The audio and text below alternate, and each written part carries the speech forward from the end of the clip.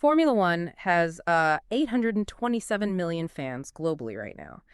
But here is the statistic that is just completely turning the billion-dollar motorsport industry upside down. An incredible 42% of those fans are women. Yeah, which fundamentally rewrites the commercial mathematics of the entire sport, really. It really does, Yeah. because think about how it used to work. I mean, the old assumption was always that to reach the F1 audience, a brand needed a boardroom, a small army of lawyers and a massive check. Oh, absolutely. Like, you needed a $50 million budget just to slap a logo on the side of a car. Right, and get access to the Paddock Club. You either paid up for the official team sponsorship or you just stayed home. But in this deep dive, we are exploring a massive shift. We're looking at two incredibly detailed sports business strategy reports that reveal a brilliant backdoor. It is such a fascinating backdoor, too. It is. Our mission for this deep dive is to explore how the women of F1, so reporters, strategists, and the partners of the drivers, are building a highly lucrative secondary commercial market that completely bypasses those traditional nine-figure team sponsorships. Right. It is a phenomenal evolution to watch.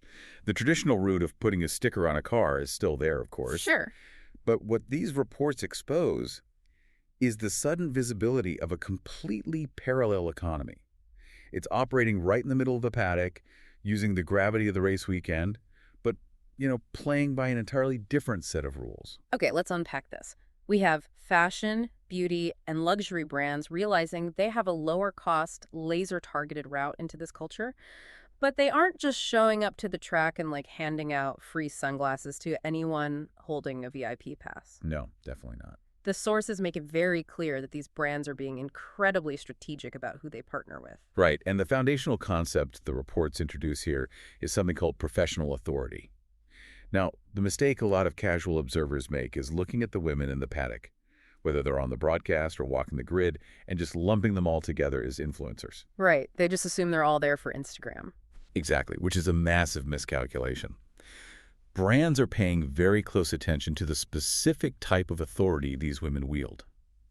So, professional authority is built entirely independently of any relationship to a driver. Wait, so break that down for me. We're talking about women whose access and credibility come from their actual day jobs in the sport, right?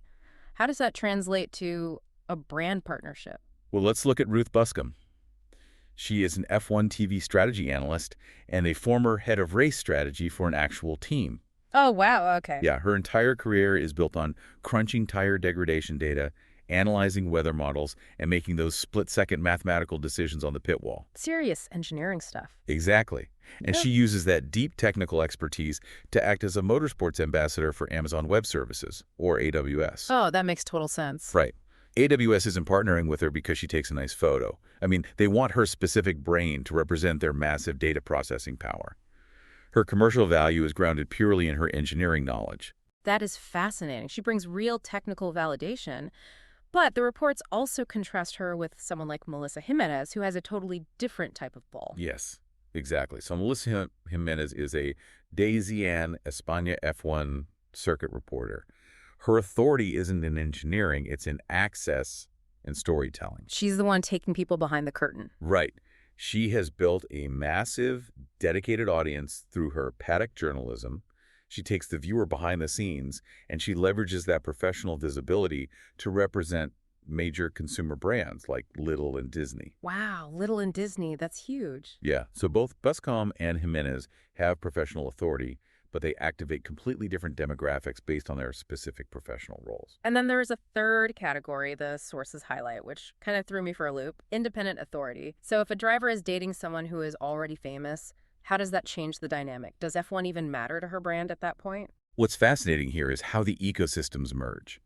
Independent authority refers to women who bring massive, pre-existing careers and commercial engines that they build completely outside of the F1 bubble. Like they were already stars. Exactly. The reports use Lily He as a prime example.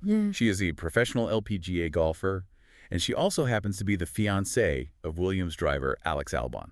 Right, so she's an elite athlete herself. Completely. She doesn't just show up to a race to be a +1.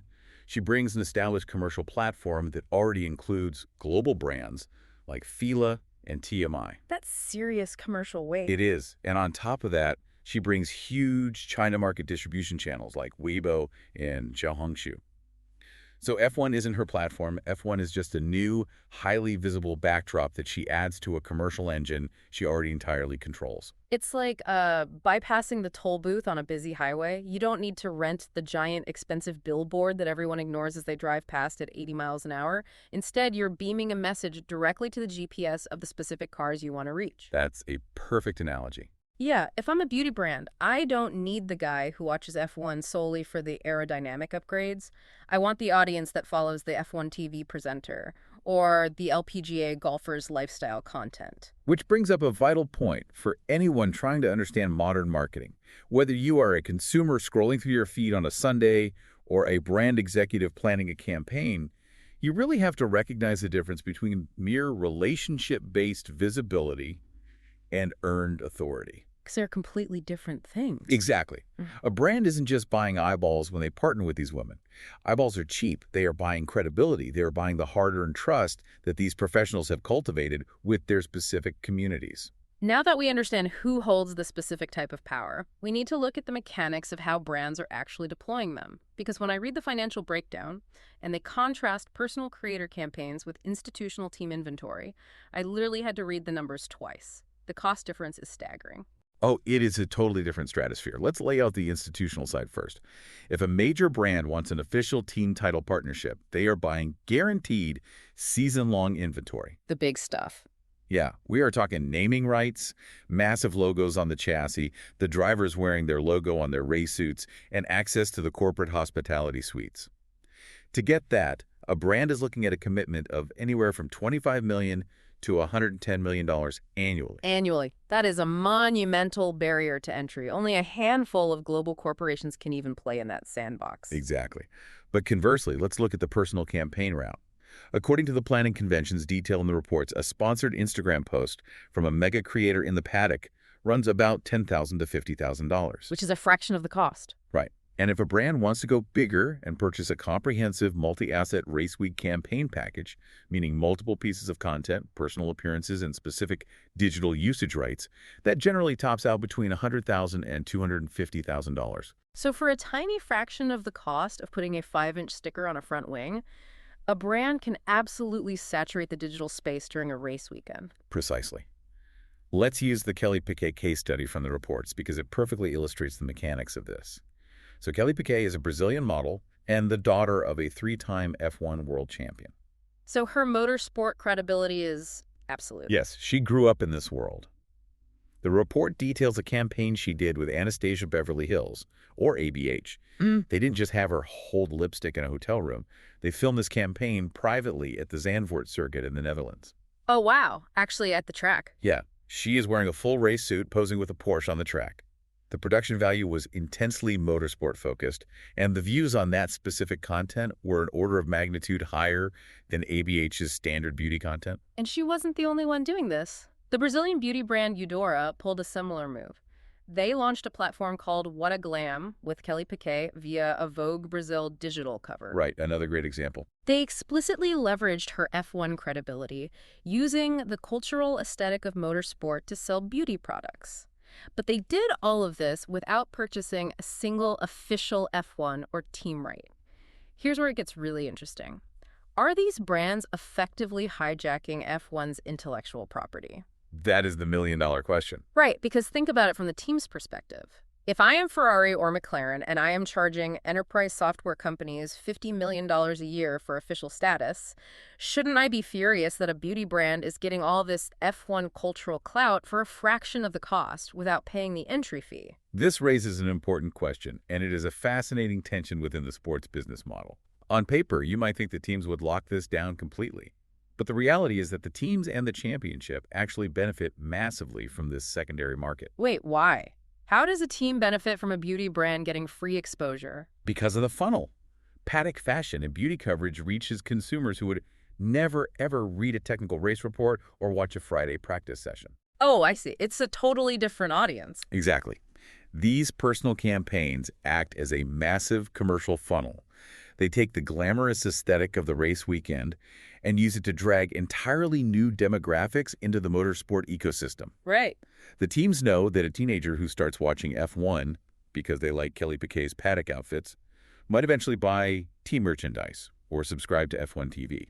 Okay, but there has to be a line, right? They can't just let non-sponsors pretend to be official partners. There is a very strict line, Yeah. and it requires intense governance. It all comes down to intellectual property mechanics. A creator might own the copyright to a photograph she takes of herself standing in the paddock, Sure. but she absolutely lacks the permission to use protected team logos or official F1 event branding in paid media for a brand that isn't an official sponsor.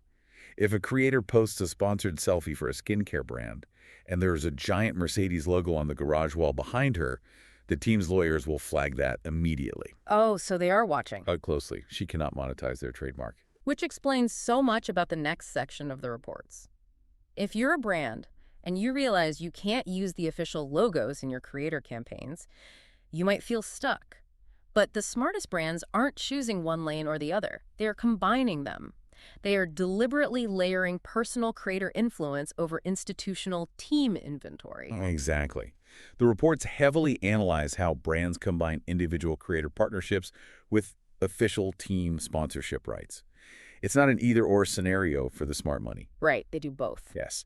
When they evaluate the portfolio strategy for brands using multiple partnership layers, it becomes clear that this is the highest level of sophistication in sports marketing today. So how does that look in practice? Well, let's look at Anastasia Beverly Hills again. We know they executed that highly successful private creator campaign with Kelly Piquet, but they didn't stop there. They also went the institutional route. They bought the official rights, too. Yes, they secured a multi-year beauty team partner agreement with Red Bull Racing and the Racing Bulls Academy. Because they paid for the official rights, they were able to feature a full Kiss Theory beauty livery, actual branding, on driver Rafaela Ferreira's car at Silverstone. So they secured the official IP with the team, but they used the creator campaign to generate the viral digital heat. Exactly. And the skincare brand ELEMIS did the exact same thing. Oh, yeah, I saw that in the report. Right. They signed on as an official skincare partner with Aston Martin. That buys them the protected marks, the logo usage, the institutional prestige.